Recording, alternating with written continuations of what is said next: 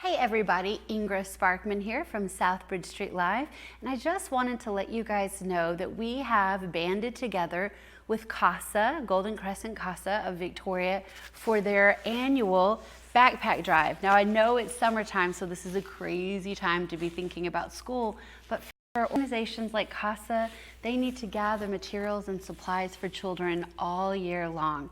So this is it for the next couple of weeks on Southbridge Live. You're going to see that some of my guests will be bringing in backpacks themselves. If you also would like to donate a backpack or school supplies, you can come by our studio at 1102 North William Street, or you can call me at 361-649-1825, and I'll be happy to come by, pick up backpacks and supplies to help support our local Golden Crescent CASA.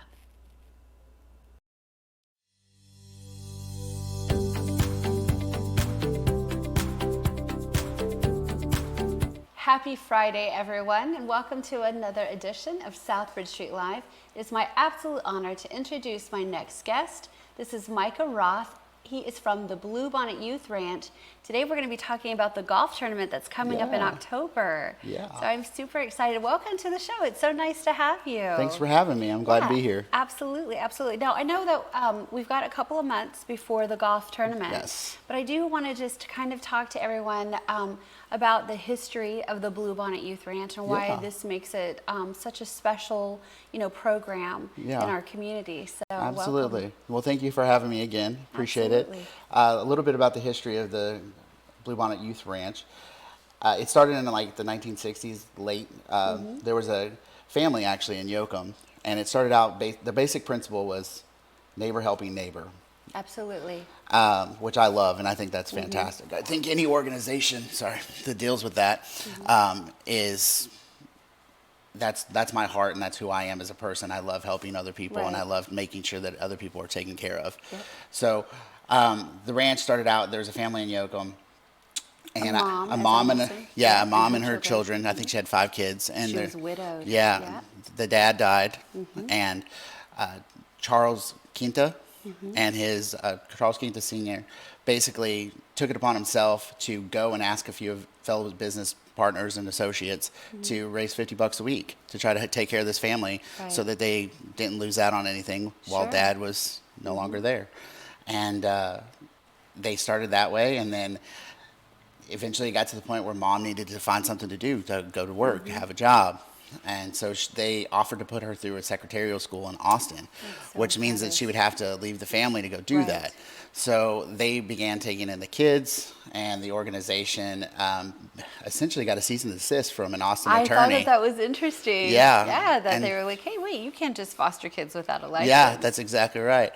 And of course, the people who were there, they didn't let that deter them at all. They were like, what we're doing is right. We're helping our neighbor, and we're making sure that they're taken care of while she can go find a living, and so that she can take care of them.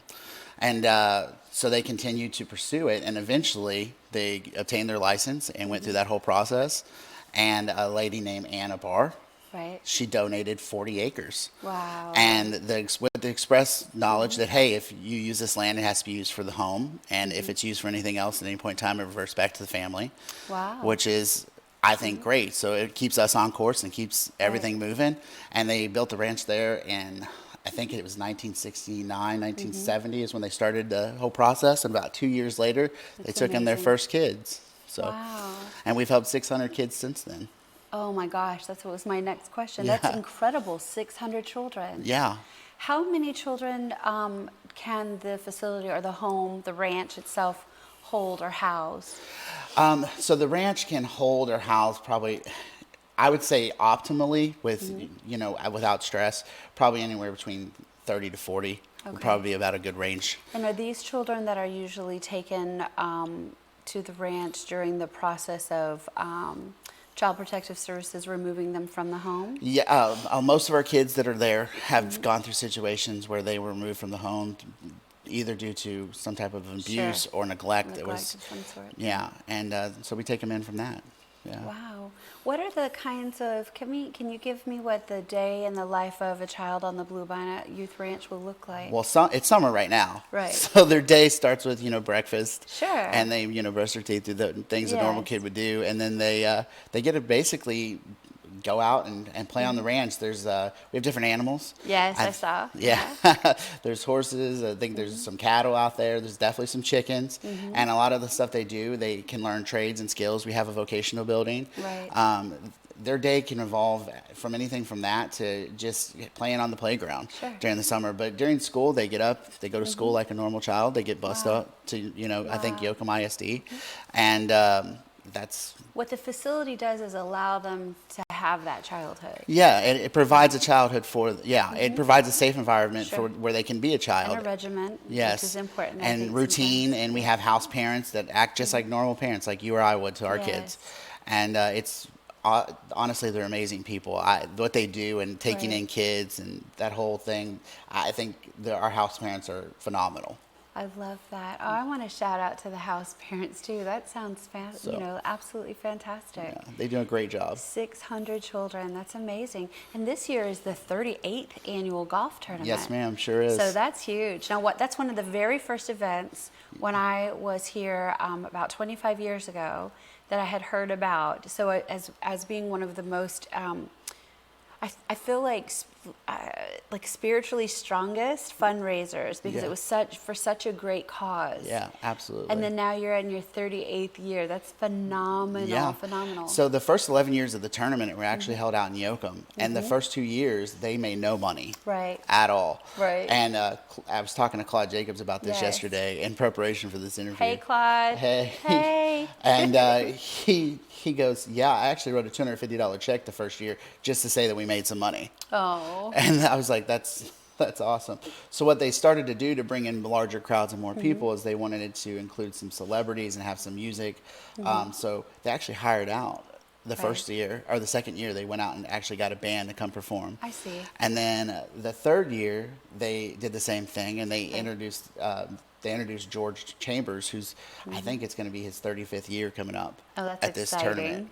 And he's been to every single one. And basically he performed and said, you know what, I'll come back every year you need me. And he and his band have been back every year. They perform at Schrader Hall, which is our big Monday night event. And thousands of people attend. Yeah, and I'm so excited about that. I'm excited about being a part of this whole thing. So when George Chambers came along, he kind of, was the celebrity that everybody knew, and he connected with people and invited other people he knew. And then eventually Red Siegel came along, and when Red came along, he became the host. He decided, I'm going to host this thing, I'm going to make sure that people attend, and I'm going to make sure it's an event. And it really took off from there. And Red hosted for 20 plus years. And then Alan Shamlin is now our current host, him and Mo Bandy. Alan's been doing it about 6. Mo's been doing it this is his 3rd year. So I'm excited to meet both of them and get to talk to them about their experience with Bluebonnet and why they do what they do. Right. So the tournament itself is October the 13th and 14th. Yes, ma'am. And you have a shotgun start. Yeah, at 10 a.m. 10 a.m. Wonderful. Yeah. Are you still looking for people to sign up, participate? We still have room for I definitely golfers. think that's a way to come out and support our Bluebonnet. There's definitely opportunity for sponsorships. Okay. We have corporate sponsorships. We have whole sponsorships. There are ways to be involved. If you just want to come out and help out, you can get in contact with me. My number is 361-772-2199. Okay. Give me a call if you're interested in helping. We'd be more than Sure. happy. You need volunteers? Yeah, we love I'd be volunteers. happy to volunteer. Oh, thanks. I would appreciate love that. Yeah. I don't know anything about golf. I've tried. I'm not great. I don't necessarily need that. I need people to come out and help with registration. You sit down at the table as the golfers come in and write down their names, addresses, and So you have the tournament that morning. Yep. And then you have the bands that evening. Yeah. So we'll have on Sunday night, it'll be the tournament. And then that evening, we'll have a dinner and an auction. Okay, cool. That usually hosts about 500 people. Wow. And then from there, we'll go to the Monday and we'll have the tournament again during the daytime. There'll be course games and things like that throughout the day. And then that evening, we'll go to Schrader Hall. And that's usually about 1,000 people usually show up to that. So that's our big final kickoff, and all the musicians get up and play, and it's a great time. Cool. What are the tickets like for Schrader? The tickets, I think, are $75 a piece. You can get them online. and then the dinner also I think is $75. Okay. So yeah. So it's two separate Yes. tickets. Two separate tickets if you want to attend those events, Two or events, you can be a golfer and or a sponsor, and you can get into all the events for.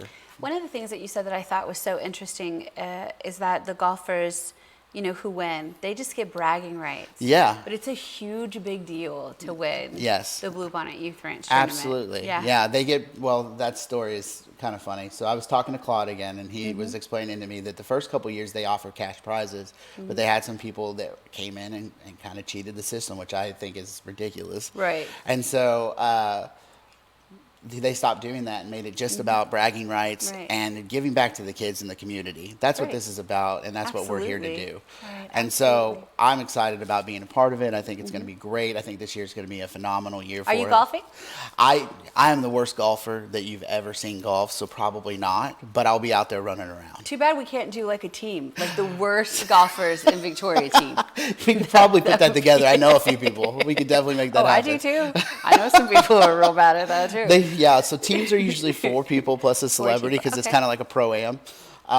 So, yeah, we could definitely talk about that. Okay, so let me ask you, so you said 4 golfers and then a celebrity. Yeah. So does the team itself have to procure a celebrity? No. Although the celebrity goes Yeah, with. we assign them. How fun is that?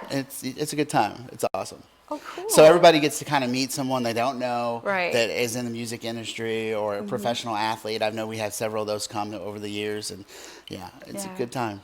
Well, very cool. Yeah, so we should talk about that off camera. For sure, definitely. We could be like the team loser. I don't know. That would whatever I can do, anything that I could ever do to support the Bluebonnet Youth Ranch, and then Claude, of course, because he's just such an incredible human being. He is a philanthropist for sure. Oh, absolutely. Absolutely. Yep. And he's always coming in with some type of new sponsorship or some type of person that I need to talk to because this is, they're going to help out with this area or that area. And I can't thank him enough for what he does. Yes. And I want to give a shout out to our administrator, Steven, because what he does at the ranch with the kids and being able to organize everything and keep us on task and make sure that we're all on budget and able to take the money that we raise from this event, which is our largest event all year for fundraising. Isn't that the biggest fundraiser? Yes, it's our biggest fundraiser, the golf tournament. So the more people that are involved and the more people that participate, the better off the kids are and the more things we can provide for them. Right. And so Steven takes all that and he does such a good job of budgeting the money and making sure that we're in a good spot. So just want to give a shout out to him and say thanks for what you're doing. Right, exactly, because without you, it wouldn't be possible. No. And it really does so take many a people. village. It takes so many a village people. For something especially, like this. I mean, the golf tournament, the administration, all the helping hands that have helped throughout the years with Bluebonnet are just phenomenal. Just great people doing what the original mission was, neighbors helping neighbors. Right, exactly. So what other fundraisers do you guys have through the year? So we have the golf tournament. We have a spring fling, which That's what I was saying. Yeah, the spring fling. Yeah. Which we didn't do last year, but we're going to bring it back this upcoming year. And then we have 4 charity concerts throughout the year that we partnership with Victoria College and the Victoria Lions Club. Yes, so, that's where I was going with that. Yeah. Is these concert series. Again, you guys are getting these big names in. Yeah. And having music, and I just think that's phenomenal. Where was the first connection with the music? So the first connection with the music was George Chambers. He him and Claude really connected and had a great friendship. Claude and George. And then that really kind of developed from there. I think we're in our 11th year of doing the concert series. Right, the series are phenomenal. And, there's usually 3 regular shows and the bonus show, and it is so much fun. I think next year our first show out is Bill Anderson, or Whispering Bill Anderson, as Claude informed me. I didn't know that was his nickname, but I'll tell you what, I've never heard a crowd roar so much as at the last concert with the Quavy sisters. When Claude mentioned Whispering Bill Anderson, that crowd went wild. And I was like, this is great. This is awesome. That's when I kind of knew I was doing something that was bigger than myself and bigger than what I can bring to the table is one thing, but what we can all bring together as a community to help support these kids is a completely different thing. So. Yeah, absolutely. Well, can we do some biographical stuff with you really quick? Like, sure. How long have you been there? Okay, I've been in Bluebonnet for 6 years, or not 6 years, 6 months, not years. And I've been absolutely in love with it. It's a calling. It's not a job. Really, Every you have day, to have a passion for it. every yeah. day is an opportunity to come in, meet new people, talk to different people, talk to influencers throughout the community, people that are that I probably wouldn't have a normal opportunity to meet, you know, Right. bank presidents and things like that. But through Bluebonnet, we get to sit down and have conversations and talk about what's going on at the ranch and how they can help the community and the kids. So. Do you have anything coming up new in the ranch itself? What are some of your future projects Some of the future projects. for the ranch? Well, we're still doing remodeling of our kitchens right now, and then we are in the process of also we have an annex building that is set up to house people who've come through the ranch that may be attending college or maybe unwed pregnant mothers Right. that maybe need assistance. There's 4 apartments in the back right now that we're still renovating and getting decorated and done up, yeah, so that's going to be I think when we get all that all worked out, that's going to be a really cool, neat feature with the ranch, because not only do we have the kids in the 3 houses that are being remodeled, and Right. we're also redoing a playground here in the Yeah. next little bit, because we want to add some things to it, because we have little kids. Yeah. We have everybody from, I mean, there's 5 to 6-year-olds to 18-year-olds that come through. So Right. we want to make sure that everybody has a good experience and has the ability to be a child. Right. And have that opportunity that you and I were granted to growing up. Absolutely. So. Well, Micah, thank you so much for your time and for everything that you guys are doing. Well, I thank you for having me. And Absolutely. Appreciate Thank you, it. by the way, for being a part of the Casa Backpack Drive. I love Yes. that. I love when organizations get together Yeah. to support each other. I'm glad I can do that. Yeah. I definitely will. So thank you. So it's the Bluebonnet Youth Ranch 38th annual golf tournament. It's October the 13th and 14th. You are still able to register, to volunteer to help, to sponsor, to put a team together. If Yeah. you want to be on the loser team, we might be able to get you hooked up to our golf cart. And anyway, well, we thank you so much. We thank the Bluebonnet Youth Ranch. Shout out to the house parents, especially. I just think that's fascinating. And thanks to you all for watching Southbridge Street Live.